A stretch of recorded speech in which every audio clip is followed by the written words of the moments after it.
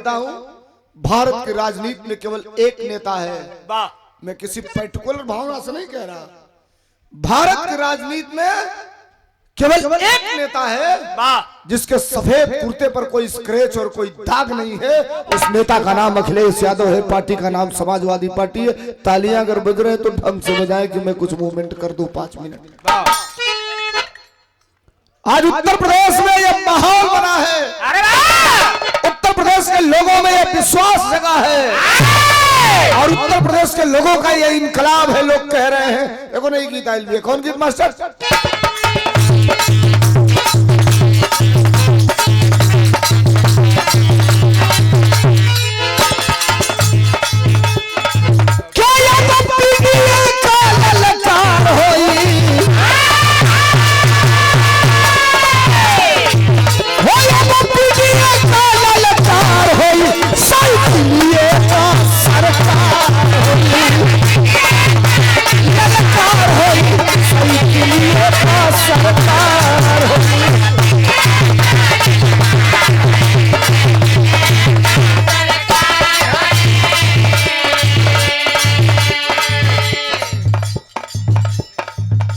कृष्णा यादव मेरे भैया प्रदेश सचिव समाजवादी पार्टी लोहिया वाहिनी, ये तीसरे बार का पुरस्कार देकर के सम्मानित किए हैं। भैया का नमस्कार बा प्रणाम बा तने ही सुने हेलो कैसे मास्टर। अरे अखिलेश यादव बनी है यूपी का सीएम, अरे अखिलेश यादव बनी है यूपी का सीएम, अखिलेश यादव बनी है यूपी का सीएम। सीपीएम की 300 से पार हुई।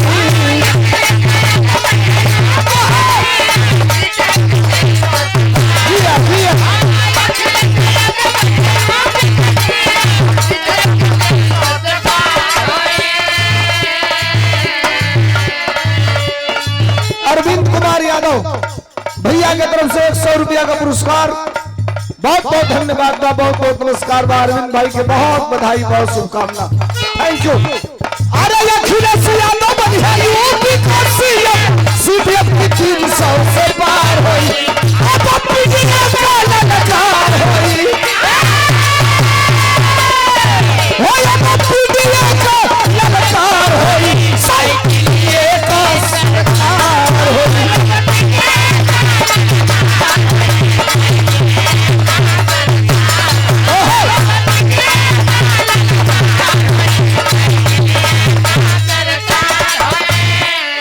अच्छा, जब मैं मंच पे कहीं खड़ा होता हूँ, हमारे छोटे भाई छोटे लाल यादव जनपद गाजीपुर की ऐतिहासिक धरती से सामाजिक परिस्थितियों में भाईचारे का रिश्ता बड़ा जबरदस्त है। छोटे लाल की तरफ से तीसरे चौथे बार का पुरस्कार, नमस्कार प्रणाम। बड़े मंचों पे जब मैं कहीं होता हूँ, कुछ लोग कहते हैं ये धर्मेंद्र सोलंकी इधर उधर बोलता है। इतने ही लोग बैठे हैं, 50 लोग हैं और कोई टाटा बिरला अडानी अंबानी के परिवार का नहीं है। यहाँ हर आदमी किसान परिवार से बैठा हो। जरा तेज बोलिएगा, रात में समाजवादी अगर 10 हो तो 10,000 के बराबर होते हैं। अरे एक चीज मैं आपसे पूछ रहा हूं, जरा ईमानदारी से बोलिएगा। 2012 से 17 तक उत्तर प्रदेश में समाजवादी पार्टी अखिलेश यादव की सरकार रही और 17 से लेकर अभी तक 9 साल होने जा रहा है। ये सरकारी पार्टी की सरकार है, डबल इंजन की सरकार है।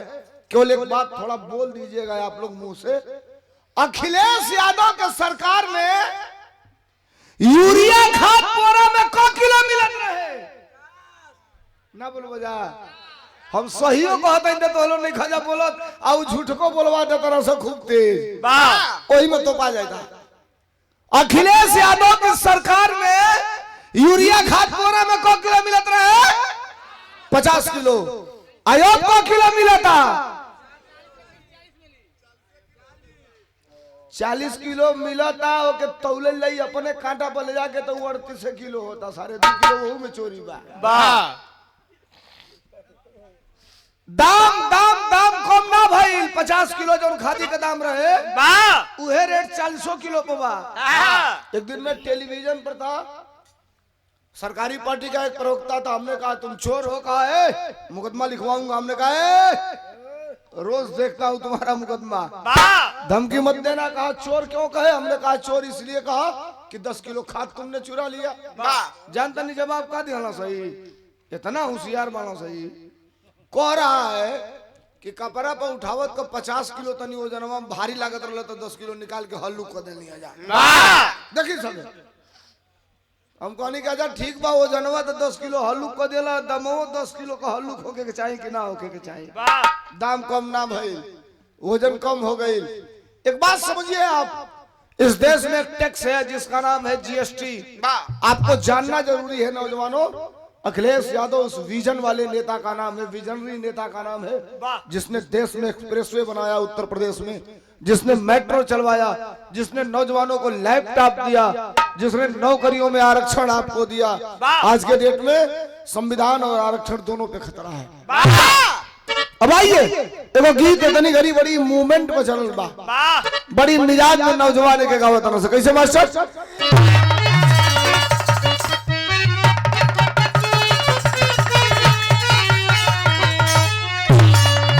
एगो नई गीत बोल रहे का मास्टर। अरे तू हरे भरोसे बाटे, अरे कन्हैया ये अखिलेश भैया, ये अखिलेश भैया बन के आब कुंवारा कन्हैया, ये अखिलेश भैया बन के आब कुंवारा कन्हैया, ये अखिलेश भैया।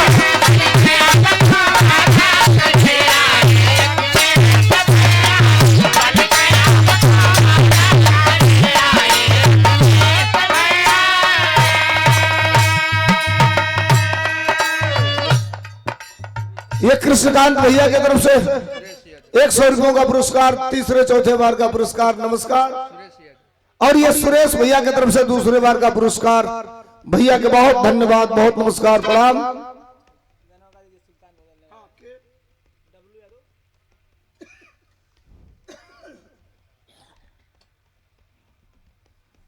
काल का पानी नुकसान कर दिया। श्री डब्लू यादव भाई की तरफ से चलो तली से नहीं आओ नोटिया कहिया जाऊ के बन को नहीं सके जानता। राती के 12 बजे कहता हूँ 1500 को नोट बन। फूफा हमार फंस गई ना, वही में फूआ हमार मांगे हो तो नहीं घरी की तो नहीं तो 2000 तो कहाँ पैसा बचता, पैसा बचता उल्टा कर तो नहीं हो गया। आज हम नोट बन भइल एक दिन कहता ना सुन तली तो फूआ हमार करस का तो देख न तो से अब गलती हो गई लला तो से बताओ ना रहनी है। पैजामा की डोरिया में हैंगा सरकावत 5500 का 8-9 गो नोट धैले बानी। तोरी चुप पे भइल इनका ऑपरेशन टाका में नए लागल है। टाकावा चराओ फुआ कलो सोई पे धो के माचिस बार के जरा दो। चाहे वही में डाल लो पीछावा। ई गइल है देखे खातिर, तारी फुआ के देखे गइल है। 51 रुपया का पुरस्कार, नमस्कार बा, प्रणाम बा। एक गीत, ये सुल्तान वाली बात परसों रात को गया में भी रहा था। गया में हमारा और मीरा मूर्ति का, ईमानदारी से मानिए कि बिरहा तो गाना ही नहीं पड़ा, पूरी रात केवल अखिलेश यादव की गीतें और लालू प्रसाद यादव जी की गीतें, 2 घंटा कंटिन्यू लाइव लगातार। बिहार में लोगों की दीवानगी अपने नेता के प्रति है। भाई का एक फरमाइश था, वो गीत ने सारे गीतों का रिकॉर्ड तोड़ दिया था। एक गीत और जिसने रातों रात मुझे इंटरनेशनल बनाया। Hindustan, Japan, Mauritius, Bangkok, Thailand, Australia जैसे देशों में बजा। हद तो तब हो गई, नेपाल के सब एफएम चैनल वाले बजाने लगे। उत्तर प्रदेश के डिप्टी सीएम ने बैठ के महाराजगंज में मुकदमा दर्ज करवाने का आदेश कराया था। गाना कौन रे मास्टर?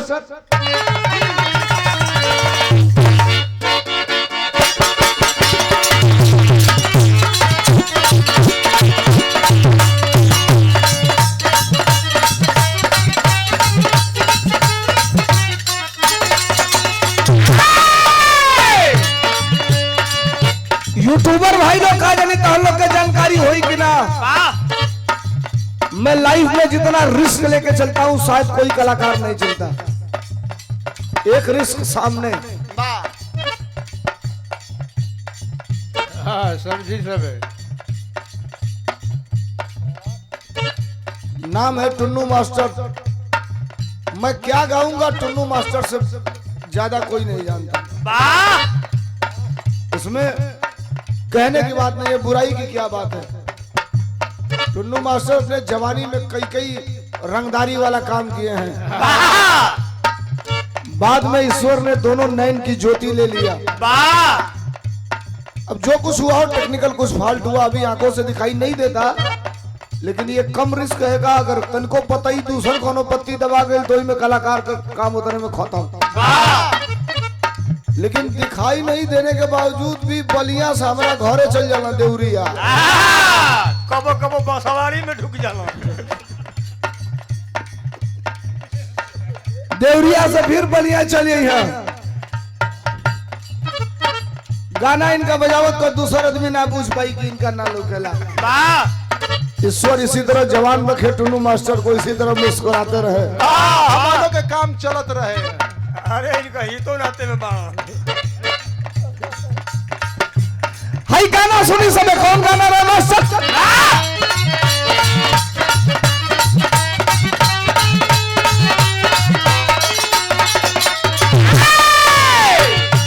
यह तो गौला रहली जैसन राज चलवलस सपा, अरे जैसन राज चलवलस सपा परिवेश में होई जैसन।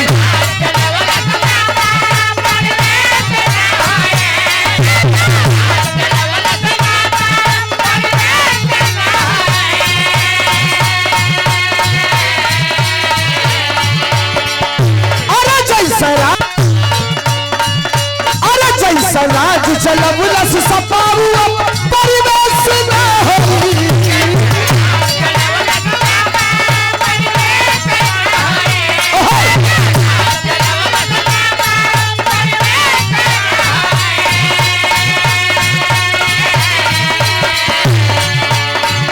अगली लाइन पर सही बोला तो स्वागत हमारे नेता खातिर कोने बात पर। अरे जैसा राज चलवलस सपाऊ परिवेश में होई। नेता के तनो केहू बनी लेकिन अखिलेश ना होई। नेता के तनो केहू बनी लेकिन अखिलेश ना।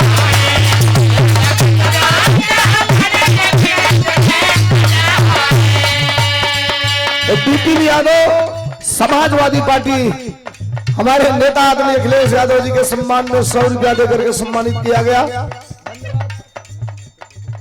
और बद्दोपुर वाले रमेश मास्टर लगातार कई साल आप लोगों ने मुझे बुला करके अपने मंच पर भी रहा कराया है।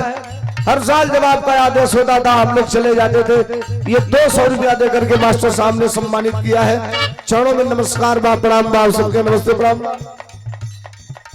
और हमारे किसकान भैया की तरफ से ये 100 रुपये का पुरस्कार लोहिया वाहिनी के प्रदेश सचिव उमरे बड़का भैया आपके तरफ से, कृष्णा भैया की तरफ से 100 रुपया देकर के सम्मानित किया गया। बहुत बहुत धन्यवाद, बहुत बहुत सही सुने। एक गीत, अंतिम गीत, इसके बाद बिरहा। एक गीत, जिस गीत को भारत की राजनीति करने वाला यूट्यूबर साथी इसको काटना बनाना रील जो मैं बोल रहा हूँ, भारत के किसी भी राजनीतिक दल का राजनीति करने वाला आदमी नहीं होगा जब वो संघर्ष किया होगा तो मेरे इस गाने का डीपी लगाया होगा। अरे और बाद में जब 1 मिलियन चल जाता है 2-3 दिन बाद, तब उसको याद आता है, कहता है अरे यार ये तो सोलंकी का गाना है। अब चाह के भी उसको बैक नहीं कर पाता।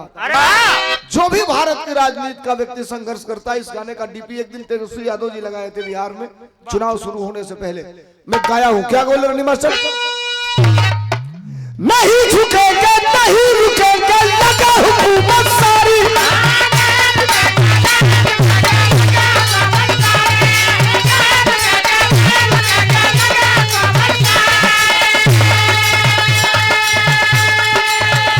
रुको, नहीं रुकेंगे नहीं झुकेंगे, लगा हुकूमत सारी।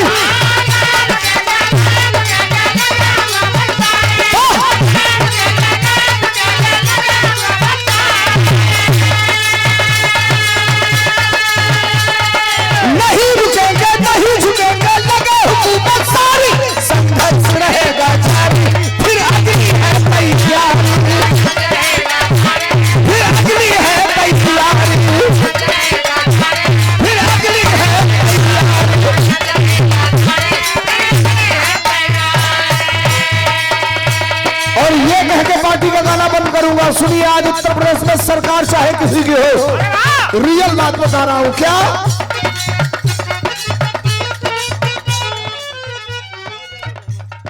मनोज यादव डेहमा की ऐतिहासिक धरती से 100 रुपया देकर के सम्मानित किए। मनोज भैया के नमस्कार बा, प्रणाम बा। देखो गाना और बोले बनी बड़ा वायरल चलत रहा, सुना कौन गाना ना लेके लोहिया अम्बेडकर नेताजी का विचार,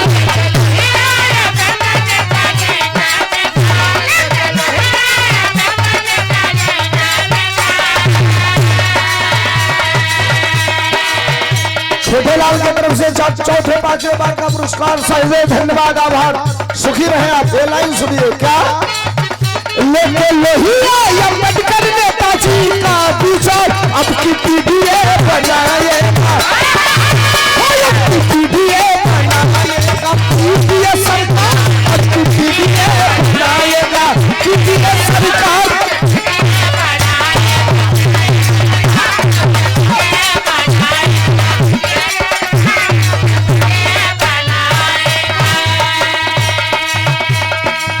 सुरेश यादव जी डेहमा की धरती से 100 रुपया देकर के सम्मानित किया। अंतिम लाइन सुनिए, एक लाइन और ये गा रहा हूं। यूट्यूबर साथियों, आज उत्तर प्रदेश में सरकार भले किसी की हो, गांव में चले जाओगे, गलियों में चले जाओगे, चौराहे पर चले जाना, भूजा बेचने वाले से, जूता सीने वाले से पूछना, वो ईमानदारी से आपके बीच में अपनी बात रखेगा। क्या कहेगा?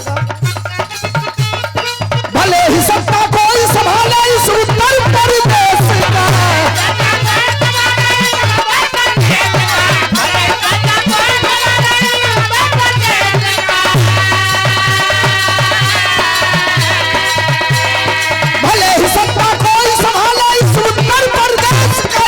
जनता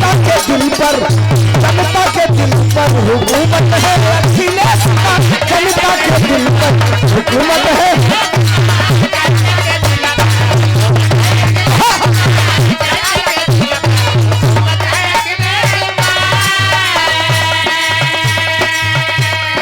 पप्पू या सबे हाल बेहाल बाटे उत्तर प्रदेश के,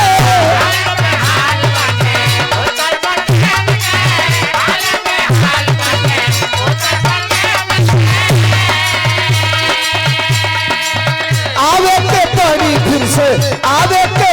फिर से भैया अखिलेश के,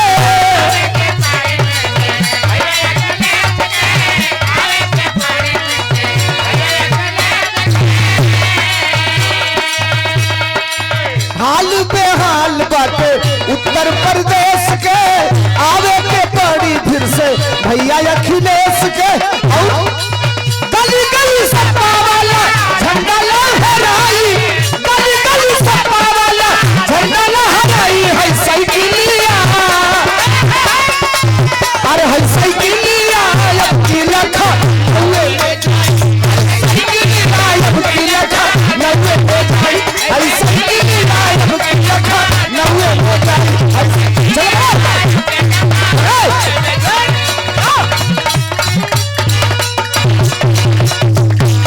नंबर दे दो, भिजवा देंगे, नंबर दे दो, हम भिजवा देंगे भैया, सुबह भिजवा देंगे। आजा